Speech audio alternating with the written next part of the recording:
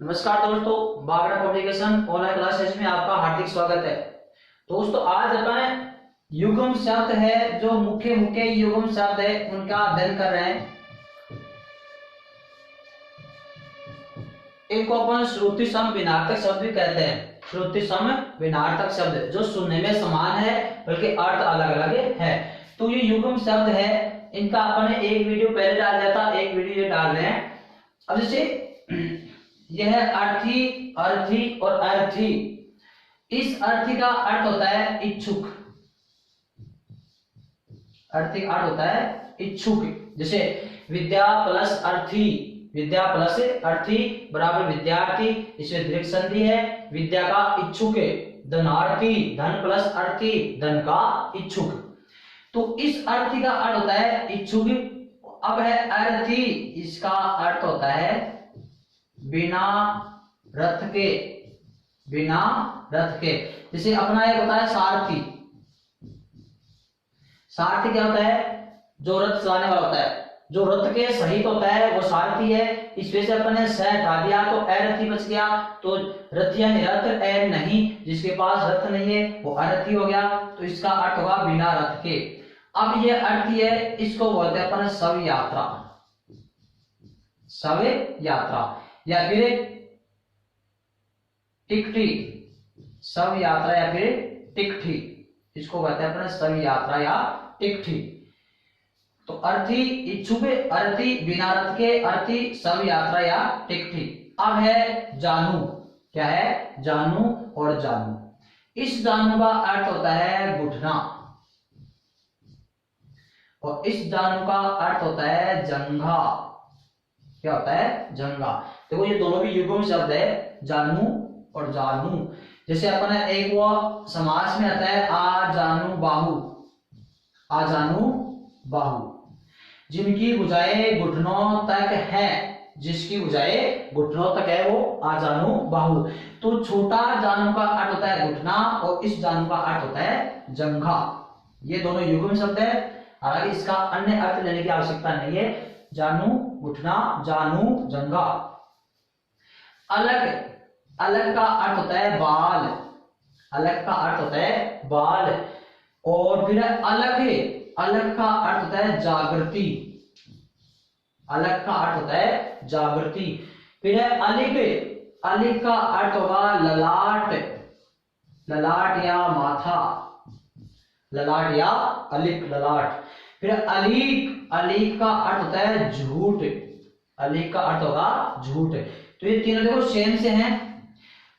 अलग बाल, अलग जागृति, अलिक ललाट, अलीक झूठ। एग्जाम में अधिकतर आता है अलग और अलिक, ये एग्जाम में आ जाते हैं। तो अलग होता है बाल और अलिक होता है ललाट। और अब है अपना आहूत और अनाहूत, ये एग्जाम में आया हुआ भी है, आहूत और आहूत। तो इस आहूत का अर्थ होता है बुलाया हुआ, बुलाया, बुलाया हुआ। इस आहूत का अर्थ होता है हवन सामग्री, हवन सामग्री। जैसे आहुति बोलते हैं आहुति, तो आहुत होता है हवन, हवन सामग्री को हवनित किया हुआ। और आहूत होता है हवन सामग्री, आहूत बुलाया हुआ। अगर इसमें अपन अन्न जोड़ देते हैं, अन्न उपसर्ग जोड़ते हैं तो उसका हो जाएगा अनाहुत। क्या हो जाएगा? अनाहुत। तो बिना बुलाया हुआ, आहूत बुलाया हुआ, अनाहुत बिना बुलाया हुआ। तो ये आहूत होता है बुलाया हुआ और आहूत होता है हवन सामग्री। आप देखो इंदु, इंदुर, इंद्रा, इंदिरा, ये चारों आए हुए एग्जाम में, ये चारों मोस्ट है, देखना अच्छी तरह से। इंदु, इंदुर, इंदिरा और इंदिरा।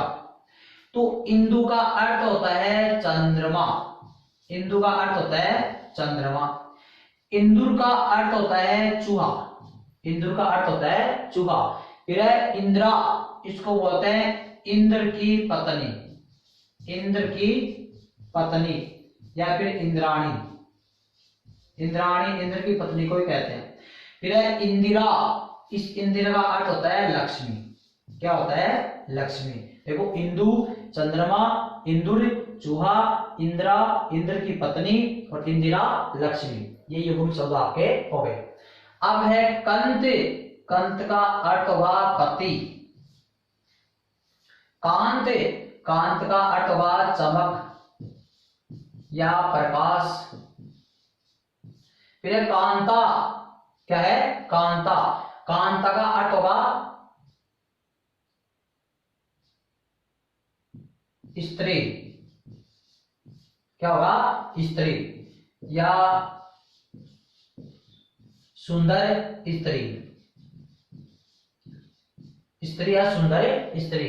फिर है कांतार, कांतार का अर्थ होता है जंगल, क्या होगा जंगल। कंत पति, कांत चमक या प्रकाश। अगर इसके बाद कांति होता है ऐसे कांति तो भी अर्थ होता है चमक या प्रकाश। फिर कांता स्त्री या सुंदर स्त्री, फिर कांतार जंगल। ये एग्जाम में एसआई में आया हुआ है अभी 2017 में, कांता, कांतार, स्त्री और जंगल। फिर है कली और कली। ये कली का अर्थ है कलयुग, इस कली का अर्थ है कलयुग और इस कली का अर्थ है कलियां, क्या है कलियां, कलयुग और कलियां। अब है अली और अली।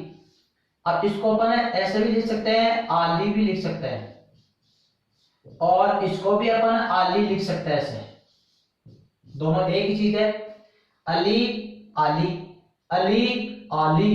तो इस अली, छोटी जो अली है, छोटी अली का अर्थ होता है भौरा, क्या होता है भौरा। और इस बड़ी आली है, इसका अर्थ होता है सखी, क्या होता है सखी। अब है कृति और कृति, कृति और कृति। इस कृति का अर्थ होगा रचना, क्या होगा रचना। और इस कृति का अर्थ होता है रचनाकार। ये एग्जाम में आया हुआ है कृति और कृति ऐसा में, रचना रचनाकार या फिर इसका होता है योग्य भी होता है, इसका क्या होता है योग्य भी होता है, प्रशंसित भी होता है इस कृति का अर्थ। कादम्बरी और कादम्बिनी। कादम्बरी का अर्थ होता है शराब, क्या होता है शराब। और कादम्बिनी का अर्थ होता है गठाएं, आकाश में काली गठाएं। तो कादम्बरी शराब, कादम्बिनी गठाएं। फिर एक है जगत और जगत, एक में हलंत है, यहाँ पर देखना जो हलंत वाला जगत है इसका अर्थ होगा संसार, इसका अर्थ क्या होगा संसार। और ये जगत है इसका अर्थ होगा कुएं की पाल, कुएं की पाल या चबूतरा, कुएं का चबूतरा। ये होता आपका जगत और जगत। अच्छी तरह से ध्यान रखना, ये भी एग्जाम में आया हुआ है जगत और जगत। जगत हलंत होता है संसार और जगत होता है कुएं की पाल या चबूतरा। तो ये तो हो गया अपने इधर से। अब है अपने देखो इधर है तरणी और तरणी, इनका अर्थ मैं इधर ही लिख देता हूं।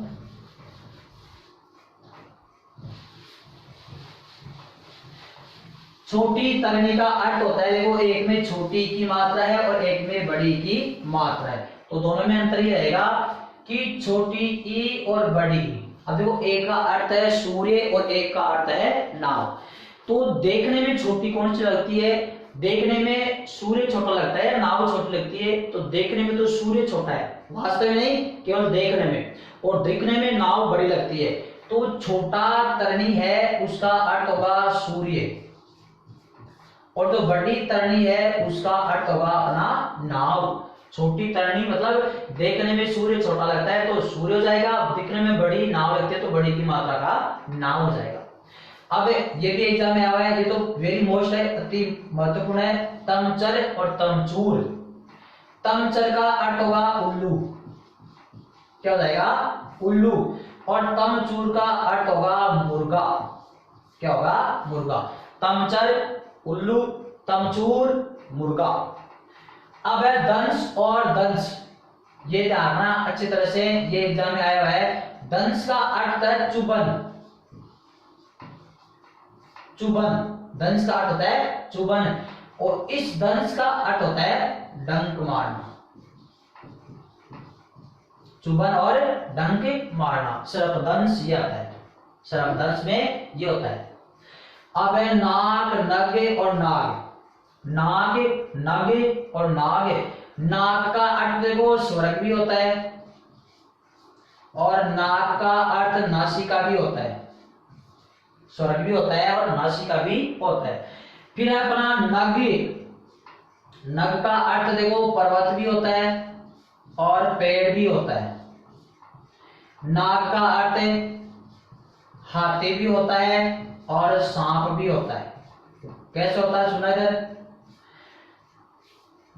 जो गमन नहीं करता है, नग का अर्थ है जो गमन नहीं करता है, तो पर्वत और पेड़ ये गमन नहीं करते हैं तो नग हो गया। नाग, हाथी और सांप, ये नग और नाग तो एग्जाम में आते रहते हैं, ये वेरी इंपॉर्टेंट है जानना। नग नगीना भी हो सकता है, इसका नग का अर्थ नगीना भी हो सकता है, नगीना पर्वत पेड़, और नाग होता है हाथी सांप। फिर है नियत, नियति और नियत, ये छोटी नियत का अर्थ होता है निश्चित, छोटी नियत का अर्थ होता है निश्चित। जैसे मैंने काम नियत समय पे कर लिया, निश्चित समय पे। नियति, नियति का अर्थ होता है भाग्य, नियति का अर्थ होता है भाग्य। और ये नियत, नियत होती है इच्छा। जैसे अपन बोलते हैं ना कि उस व्यक्ति की नियत खराब हो गई तो इच्छा खराब, तो देखो नियत, निश्चित, नियति, भाग्य और नियत होती है इच्छा। अब है निशाकर और निशाचर, एक में है निशाकर और एक में है निशाचर। तो निशा, निशा यानी रात्रि और निशा यानी रात्रि। कर का अर्थ है करने वाला और चर का अर्थ है विचरण करने वाला। तो देखो निशाकर का अर्थ हो जाएगा रात्रि को करने वाला, ये हो गया आपका चंद्रमा, क्या हो जाएगा चंद्रमा। और निशाचर रात्रि को विचरण करने वाला, ये हो जाएगा अपना राक्षस। निशाकर, निशाचर ये मोस्ट है जानना, निशाकर है चंद्रमा और निशाचर है राक्षस, क्योंकि चंद्रमा रात्रि को करता है और रात्रि को विचरण करता आपका राक्षस। अब इधर वाले हैं, ये देखो सेम से है, ये मैंने जितने भी शब्द मिले हैं उन सबको एक जगह लिख दिया है, ये सारे सेम से है, एक से हैं, पर इनका सबका अर्थ अलग अलग होता है। इनमें से बहुत सारे आपके एग्जाम में आए हुए हैं। कौन कौन से आए हुए हैं देखो बता दूंगा आपको। पहला है प्रणाम, प्रणाम का अर्थ होता है नमस्कार, प्रणाम का अर्थ होता है नमस्कार। इन शब्दों में तो केवल एक एक अक्षरों का, एक एक वर्णों का ही परिवर्तन है तो अर्थ अलग हो जाता है। प्रणाम नमस्कार, प्रणाम ये अप्रमाण है, इसका होगा सबूत, सबूत या साक्ष्य, गवाह है। ये दोनों एग्जाम में आते हैं, जानना ये आए भी है प्रणाम और प्रमाण। इसका जानना प्रणाम होता है नमस्कार और प्रमाण होता है सबूत या साक्ष्य। अपन बोलते हैं कि आपके पास में क्या प्रमाण है। अब है परिणय और परिणय, ये भी दोनों युग्म जोड़ा है, साथ जानना। परिणय का अर्थ होता है प्रेम, परिणय का अर्थ होता है प्रेम और परिणय का अर्थ होता है विवाह, परिणय सूत्र, परिणय सूत्र विवाह बंधन। तो परिणय यानी प्रेम और परिणय यानी विवाह। अब है परिणाम और परिमाण, ये दोनों आए हुए हैं, ये दोनों आए हुए हैं, ये दोनों आए हुए हैं जानना चित्र से। परिणाम और परिमाण, तो परिणाम का अर्थ होता है नतीजा, क्या होता है नतीजा या फल, और परिमाण का अर्थ है मापतोल, मापतोल या फिर मात्रा, मापतोल या फिर मात्रा, एक चीज है मापतोल या मात्रा, और परिणाम का अर्थ है नतीजा या फल। प्रणीत, देखना प्रणीत, परिणित और प्रणय, ये देखो इधर ये चारों सेम है। इस प्रणीत का अर्थ होता है रचित, प्रणीत का अर्थ होता है रचित, मतलब जिसने रचना की है वो रचित। फिर है इस प्रणीत, प्रणीत इसका अर्थ होता है विवाहित, परिणीत यानी विवाहित। और अगर इसमें अपन ऐसा करें परिणीता तो ये स्त्रीलिंग हो गया, तो इधर हो जाएगा विवाहिता। अब है परिणत, क्या है परिणत। अब देखो इस परिणत का अर्थ होगा बदला हुआ, बदला हुआ मतलब रूपांतरित, एक रूप से दूसरे रूप में बदला हुआ, उसको बोलते हैं परिणत। अब है परिणत, इस परिणत का अर्थ होगा झुका हुआ, झुका हुआ। जैसे ना चरणों में परिणत, चरणों में झुकना, तो परिणत झुका हुआ, परिणित बदला हुआ। अब है प्रणयन, प्रणयन इसका होगा उद्घाटन,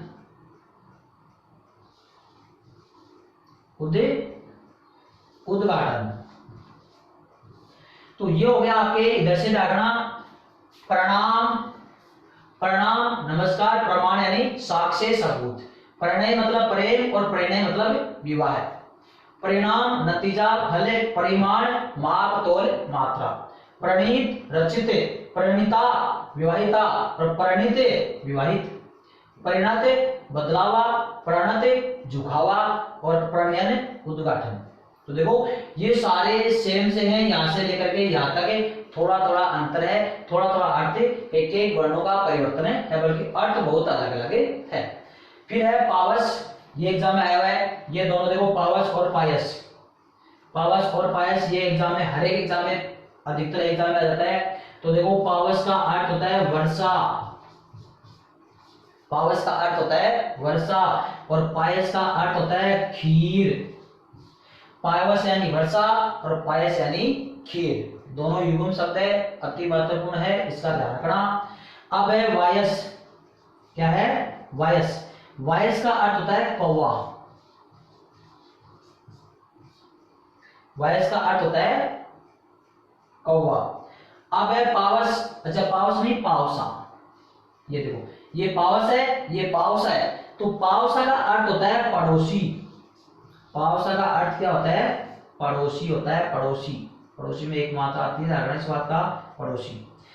अब सुनो इधर, ये ऐसा में आता कि पशु और पांसु, पशु तो हो गया अपना जानवर और पांसु हो गया अपना रेत मिट्टी धूल, ये एग्जाम में आया हुआ है, ये एग्जाम में आया हुआ है। और आपका परिणाम प्रणय और प्रमाण जो एग्जाम में आए हुए हैं मुख्य मुख्य, उन्हीं का अपन रिपीट कर रहे हैं। अब एक वीडियो अपन और डालेंगे जिसमें जो सारे एग्जाम में आए हुए हैं, देखो एग्जाम में युग्म शब्द होते हैं वो 50-60 के लगभग ऐसे होते हैं जो बार बार घूमते रहते हैं, अपन उनका अध्ययन अच्छी तरह से नहीं कर पाते हैं। तो देखो पावस होता है वर्षा, पायस खीर, वायस कौवा और पावसा होता है पड़ोसी, पशु जानवर और पांसु रेत। इस प्रकार से ये अपने युग्म शब्द हो गए हैं। तो अगला वीडियो अपन जो इसके और मोस्ट युग्म शब्द है उनका बनाएंगे। अगर अभी तक आपने चैनल को सब्सक्राइब नहीं किया है तो चैनल को सब्सक्राइब करेगा, ताकि और पास में जो बेल आइकन है उसको जरूर दबाएगा ताकि नया नोटिफिकेशन सबसे पहले आपके पास पहुंच जाए। आपके सहयोग से ही हम अपन आगे बढ़ेंगे, इसलिए आपकी सहायता में आवश्यक है। धन्यवाद।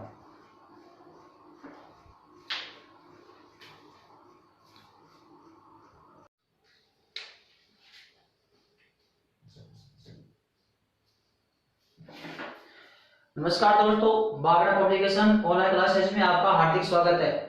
दोस्तों आज अपन युग्म शब्द है, जो मुख्य मुख्य युग्म शब्द है उनका अध्ययन कर रहे हैं। इनको अपन श्रुति सम विनार्थक शब्द भी कहते हैं। श्रुति सम विनार्थक शब्द जो सुनने में समान है बल्कि अर्थ अलग अलग है। तो ये युग्म शब्द है, इनका अपन एक वीडियो पहले डाल दिया था, एक वीडियो ये डाल रहे हैं। अब जैसे यह अर्थी, अर्थी और अर्थी, इस अर्थी का अर्थ होता है इच्छुक, अर्थी का अर्थ होता है इच्छुक। जैसे विद्या प्लस अर्थी, विद्या प्लस अर्थी बराबर विद्यार्थी, इसमें दीर्घ संधि है। विद्या का इच्छुक धनार्थी, धन प्लस अर्थी धन का इच्छुक, तो इस अर्थी का अर्थ होता है इच्छुक। अब है अर्थी, इसका अर्थ होता है बिना रथ के, बिना रथ के। जैसे अपना एक होता है सारथी, सारथी क्या होता है जो रथ चलाने वाला होता है, जो रथ के सहित होता है वो सारथी है। इस वजह से अपन ने स हटा दिया तो अरथी बच गया, तो रथ यानी रथ, ए नहीं, जिसके पास रथ नहीं है वो अरथी हो गया, तो इसका अर्थ होगा बिना रथ के।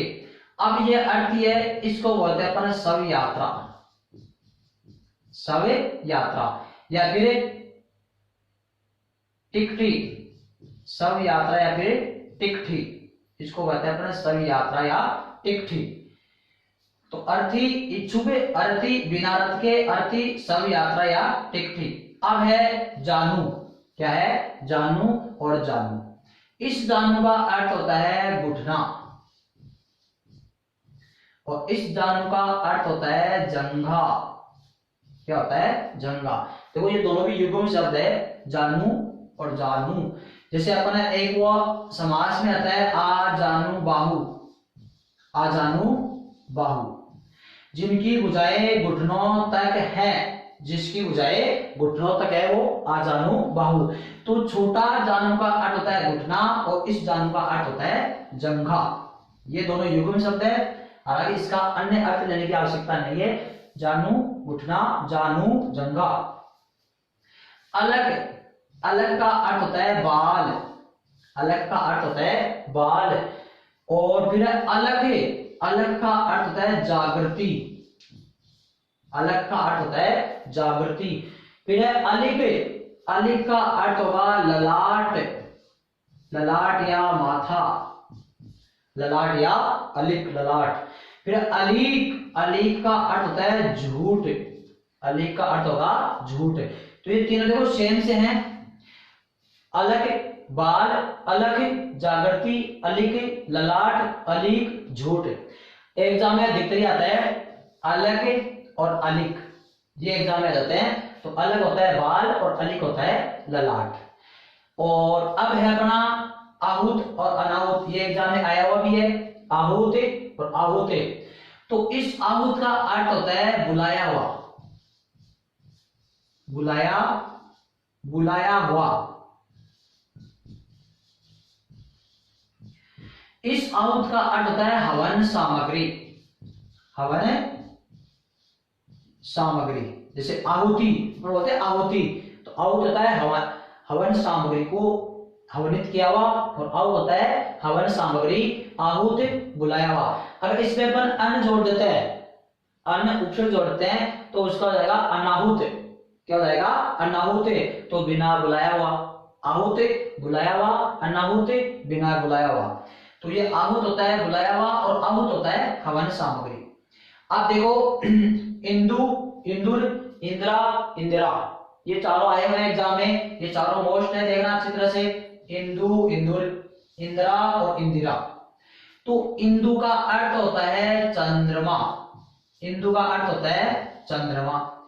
इंदुर का अर्थ होता है चूहा, इंदुर का अर्थ होता है चूहा।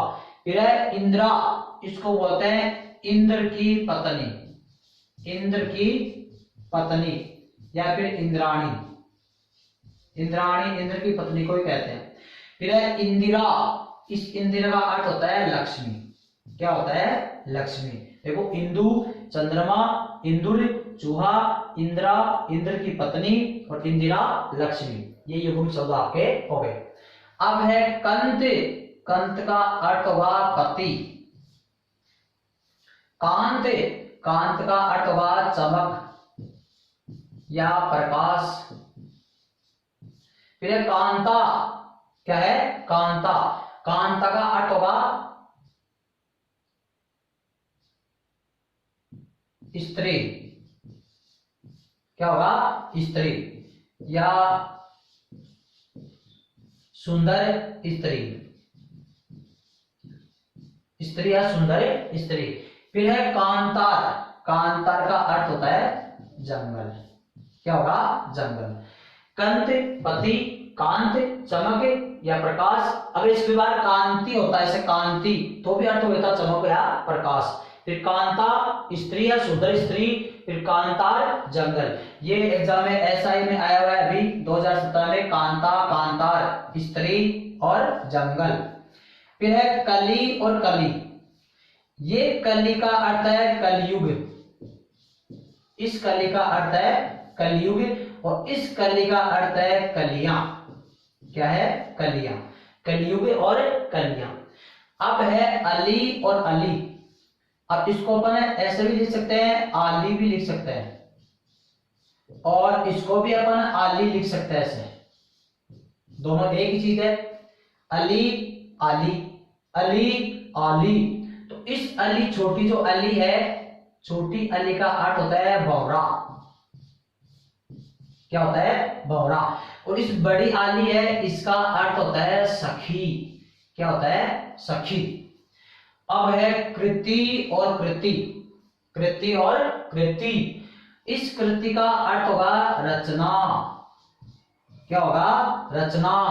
और इस कृति का अर्थ होता है रचनाकार। ये एग्जाम में आया हुआ है, कृति और कृति ऐसा ही में रचना, रचनाकार, या फिर इसका होता है योग्य भी होता है। इसका क्या होता है? योग्य भी होता है, प्रशंसित भी होता है इस कृति का अर्थ। कादम्बरी और कादम्बिनी। कादम्बरी का अर्थ होता है शराब। क्या होता है? शराब। और कादम्बिनी का अर्थ होता है घटाएं, आकाश में काली घटाएं। तो कादम्बरी शराब, कादम्बिनी घटाएं।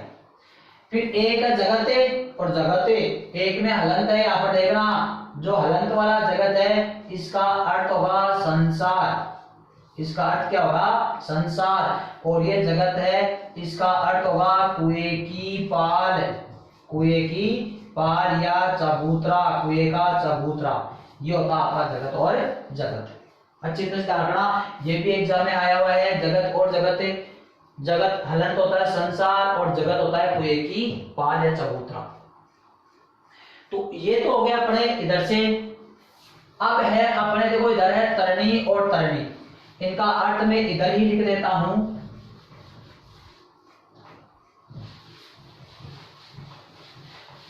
छोटी तरनी का अर्थ होता है, देखो एक में छोटी की मात्रा है और एक में बड़ी की मात्रा है, तो दोनों में अंतर ये रहेगा कि छोटी ई और बड़ी ई। अब देखो एक का अर्थ है सूर्य और एक का अर्थ है नाव।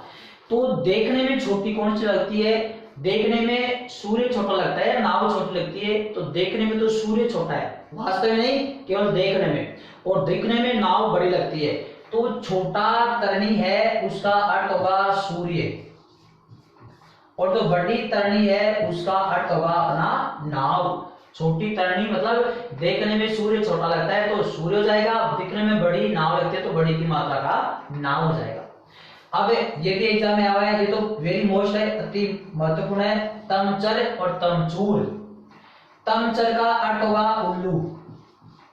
क्या हो जाएगा? उल्लू। और तमचूर का अर्थ होगा मुर्गा। क्या होगा? मुर्गा। तमचर उल्लू, तमचूर मुर्गा। अब है दंश और दंश।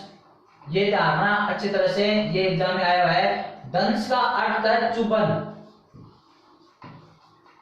चुभन, दंश का अर्थ होता है चुभन। और इस दंश का अर्थ होता है डंक मारना। चुभन और डंक मारना, सर्पदंश ये आता है। सर्पदंश में ये होता है। अब है नाग, नग और नाग। नाग, नग और नाग। नाग का अर्थ देखो स्वर्ग भी होता है और नाग का अर्थ नासिका भी होता है। स्वर्ग भी होता है और नासिका भी होता है। फिर है अपना नग। नग का अर्थ देखो पर्वत भी होता है और पेड़ भी होता है।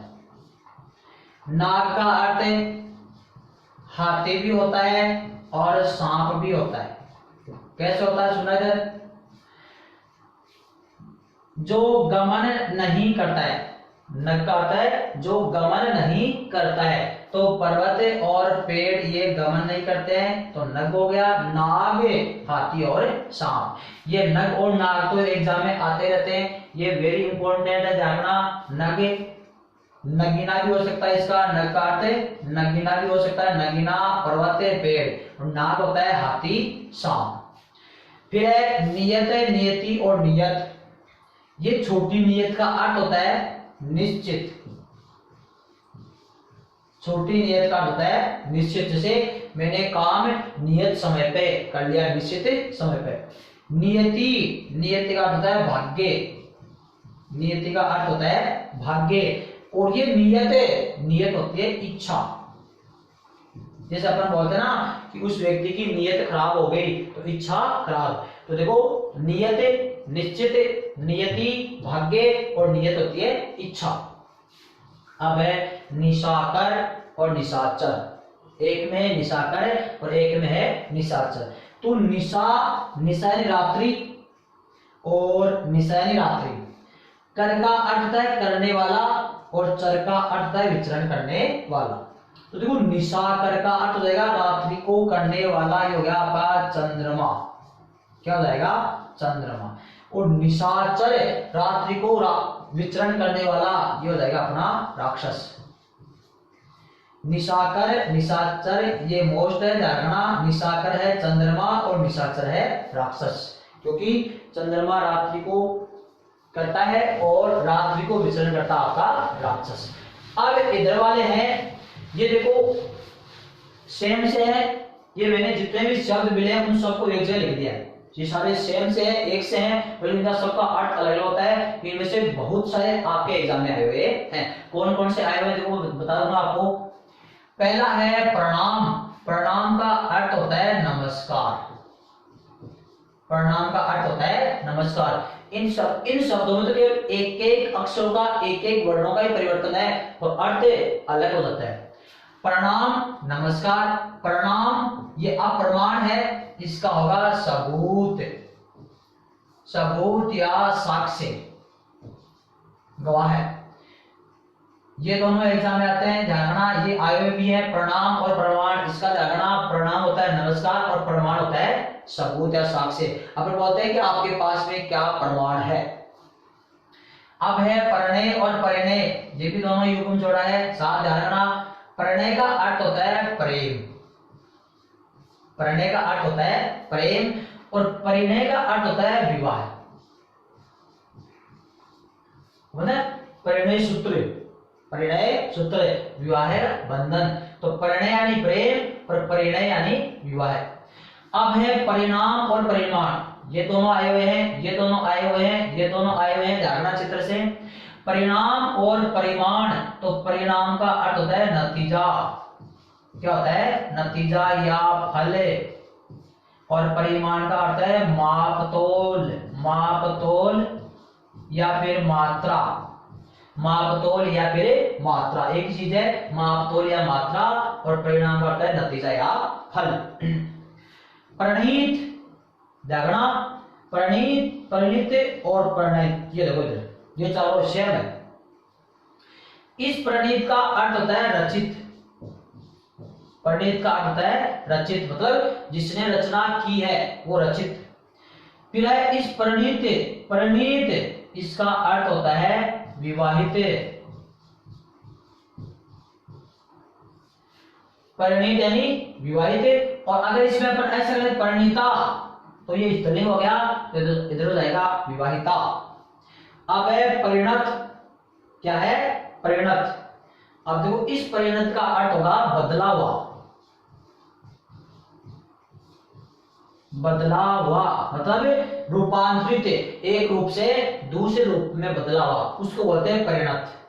अब है परिणत, इस परिणत का अर्थ होगा झुका हुआ, झुका हुआ। जैसे ना चरणों में परिणत, चरणों में झुकना, तो परिणत झुका हुआ, परिणित बदला हुआ। अब है प्रणयन, प्रणयन इसका होगा उद्घाटन,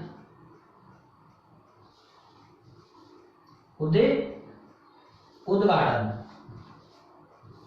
तो ये हो गया आपके इधर से जागना।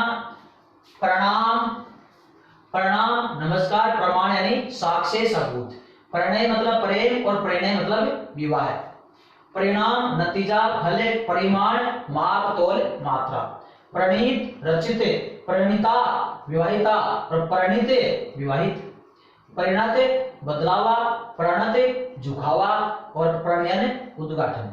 तो देखो ये सारे सेम से हैं, यहां से लेकर के यहां तक है, थोड़ा थोड़ा अंतर है, थोड़ा थोड़ा अर्थ एक एक वर्णों का परिवर्तन है, बल्कि अर्थ बहुत अलग अलग है। फिर है पावस, ये एग्जाम में आया हुआ है, ये दोनों देखो पावस और पायस, पावस और पायस ये एग्जाम में, हर एक एग्जाम में, अधिकतर एग्जाम में आ जाता है। तो देखो पावस का अर्थ होता है वर्षा, पावस का अर्थ होता है वर्षा, और पायस का अर्थ होता है खीर। पायवस यानी वर्षा और पायस यानी खीर, दोनों युग्म शब्द है, अति महत्वपूर्ण है, इसका ध्यान रखना। अब है वायस। क्या है? वायस। वायस का अर्थ होता है कौवा। वायस का अर्थ होता है कौवा। अब है पावस। अच्छा, पावस नहीं, पावसा। ये देखो, ये पावस है, ये पावसा है। तो पावसा का अर्थ होता है पड़ोसी। पावसा का अर्थ क्या होता है? पड़ोसी होता है, पड़ोसी। पड़ोसी में एक मात्रा आती है, इस बात का पड़ोसी। अब सुनो इधर, ये ऐसा में आता भी पशु और पांसु। पशु तो हो गया अपना जानवर, और पांसु हो गया अपना रेत, मिट्टी, धूल। ये एग्जाम में आया हुआ है, ये एग्जाम में आया हुआ है। और आपका परिणाम, प्रणय और प्रमाण जो एग्जाम में आए हुए हैं मुख्य मुख्य, उन्हीं का अपन रिपीट करें। अब एक वीडियो अपन और डालेंगे जिसमें जो सारे एग्जाम में आए हुए हैं। देखो, एग्जाम में युग्म शब्द होते हैं वो 50-60 के लगभग ऐसे होते हैं जो बार बार घूमते रहते हैं, अपन उनका अध्ययन अच्छी तरह से नहीं कर पाते हैं। तो देखो, पावस होता है वर्षा, पायस खीर, वायस कौवा, और पावसा होता है पड़ोसी। पशु जानवर और पांसु रेत। इस प्रकार से ये अपने युग्म शब्द हो गए हैं। तो अगला वीडियो अपन जो इसके और मोस्ट युग्म शब्द है उनका बनाएंगे। अगर अभी तक आपने चैनल को सब्सक्राइब नहीं किया है तो चैनल को सब्सक्राइब करेगा, ताकि और पास में जो बेल आइकन है उसको जरूर दबाएगा, ताकि नया नोटिफिकेशन सबसे पहले आपके पास पहुंच जाए। आपके सहयोग से ही हम अपन आगे बढ़ेंगे, इसलिए आपकी सहायता में आवश्यक है। धन्यवाद।